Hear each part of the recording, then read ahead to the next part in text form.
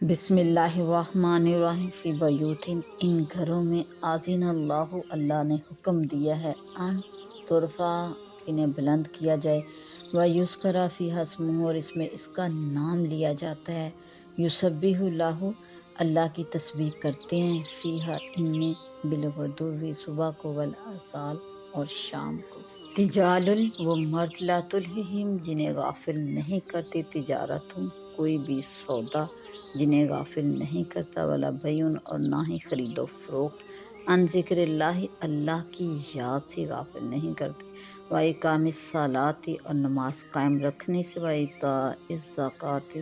اور زکوٰۃ دینے سے، یخافون، وہ ڈرتے ہیں، یوماً، اس دن سے وہ ڈرتے ہیں، تتقلب فیہ القلوب، جس میں الٹ پلٹ ہو جائیں گے، تتقلب، الٹ پلٹ ہو جائیں گے، فیہ القلوب، اس میں دل، والابصار، اور آنکھیں، اور وہ مرد جنہیں غافل نہیں کرتا کوئی سودا اور نہ خرید و فروخت، اللہ کی یاد سے اور نماز قائم رکھنے سے اور زکوٰۃ دینے سے، ڈرتے ہیں اس دن سے وہ جس میں الٹ جائیں گے دل اور آنکھیں، لیجزیہم اللہ احسن، تاکہ بدلہ دے ان کو اللہ احسن ما عملوا،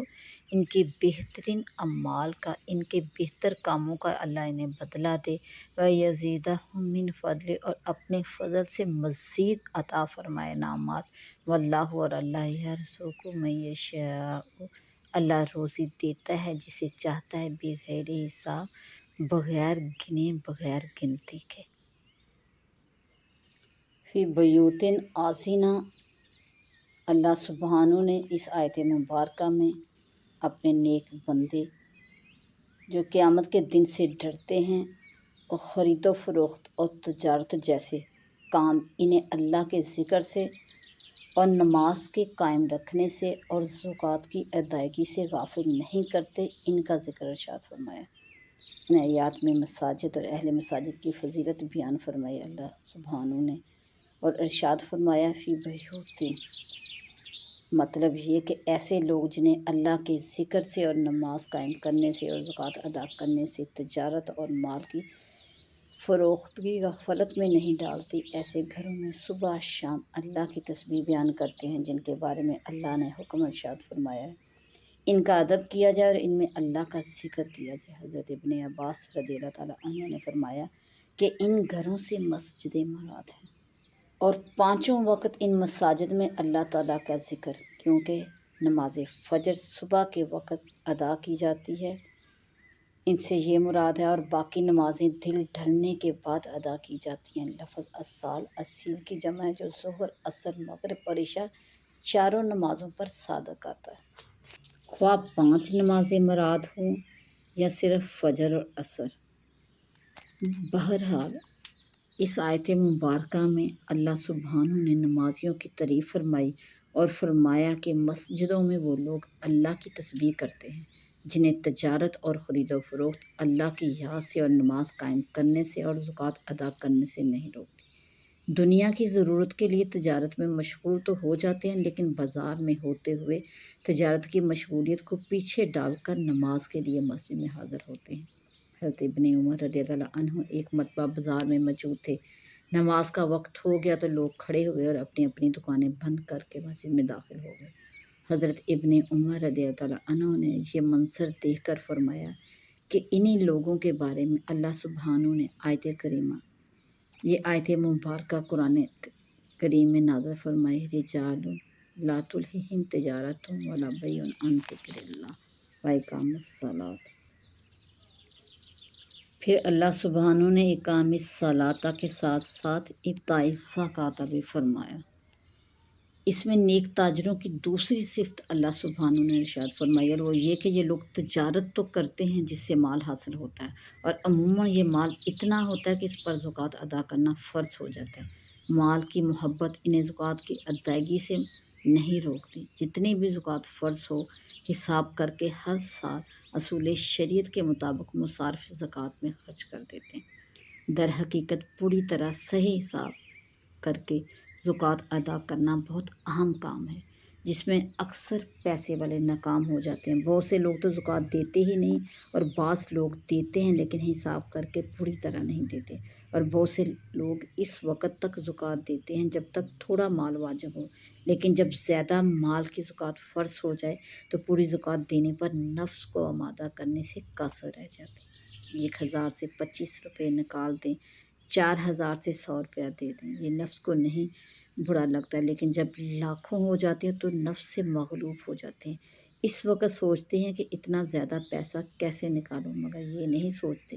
کہ جس اللہ سبحانہ نے یہ مال دیا ہے اسی نے زکوٰۃ دینے کا حکم ارشاد فرمایا، اور ہے بھی کتنا، 100 روپے پہ 2.5 روپیہ۔ جس نے حکم دیا وہ خالق ہے اور مالک ہے، اور اسے یہ بھی اختیار ہے کہ پورا ہی مال خرچ کر دینے کا حکم ارشاد فرما دے، اور وہ چھیننے پر اور مال کو ہلاک کرنے پر بھی قادر ہے۔ پھر زکوٰۃ ادا کرنے میں ثواب بھی ہے اور مال کی حفاظت بھی ہے۔ یہ سب باتیں مومنین مخلصین ہی کی سمجھ میں آتی ہیں۔ پھر اللہ سبحانہ نے یخافون یوم تتقلب فیہ القلوب والابصار، یہ لوگ اس دن سے ڈرتے ہیں جس دن دل اور آنکھیں الٹ پلٹ ہوں گے۔ اور جن حضرات کی تعریف اللہ سبحانہ نے ارشاد فرمائی ہے، ان تجارت اور خرید و فروخت اللہ کی یاد سے اور نماز قائم کرنے اور زکوٰۃ ادا کرنے سے نہیں روکتی، ان کا ایک اور وصف اللہ سبحانہ نے ارشاد فرمایا جس پر تمام اعمال صالحہ کا اور منکرات و محرمات کا چھوڑنے کا مدار ہے۔ بات یہ ہے کہ جن لوگوں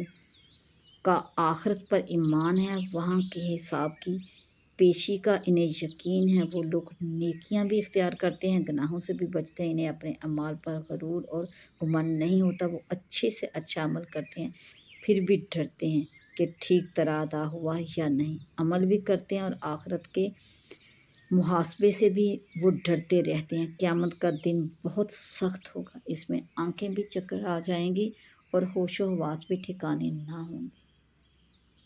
اس وجہ سے ان لوگوں کو اس دن کا ڈر ہے کہ جس دن آنکھیں اور دل الٹ پلٹ جائیں گے۔ اللہ انہیں اسی دن کے لیے مہلت دیتا ہے جس دن آنکھیں اوپر کو اٹھی ہوئی رہ جائیں گی، جلدی جلدی چل رہے ہوں گے، اوپر کو سر اٹھائے ہوں گے، ان کی آنکھیں ان کی طرف واپس نہ لوٹیں گے اور ان کے دل ہوا ہوں گے۔ جس نے اس دن کے مواخذے اور محاسبے کا خیال کیا، وہاں کی پیشی کو مد نظر رکھا اور خوف کھاتا رہا اور ڈرتا رہا، وہاں میرا کیا انجام بنے گا۔ ایسا شخص دنیا میں فرائض و واجبات بھی صحیح طریقے سے انجام دیتا ہے اور گناہوں سے بچنے کا بھی پوری طرح خیال رکھتا ہے، اور آخرت کی فلاح اور کامیابی کو اپنا مقدر اور اپنا نصیب بنانا ضروری سمجھتا ہے۔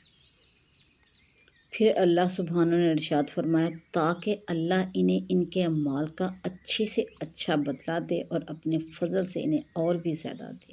اور اللہ جسے چاہتا ہے بلا حساب رزق دیتا ہے۔ لیجزیہم اللہ احسن ما عملوا، تاکہ اللہ ان کو ان کے اعمال کا اچھے سے اچھا بدلہ دے، ویزیدہم من فضلہ، اور انہیں اپنے فضل سے اور بھی زیادہ دے۔ واللہ یرزق من یشاء بغیر حساب، اور اللہ جسے چاہتا ہے بغیر حساب رزق عطا فرماتا ہے۔ ایمان اور اعمال صالحہ والوں کے لیے، یعنی ایمان بھی ہو اور نیک اعمال بھی ہوں، ان لوگوں کے لیے اللہ تعالیٰ کے ہاں اچھے سے اچھا اجر ہے، بدلہ ہے، اور زیادہ سے زیادہ ثواب ہے، اور رزق بھی ایسا ہے کہ بغیر حساب کے، یعنی رزق روزی بغیر حساب سے لامحدود خزانوں سے ان کو عطا کرنے کا اللہ سبحانہ نے اس آیت مبارکہ میں وعدہ ارشاد فرمایا۔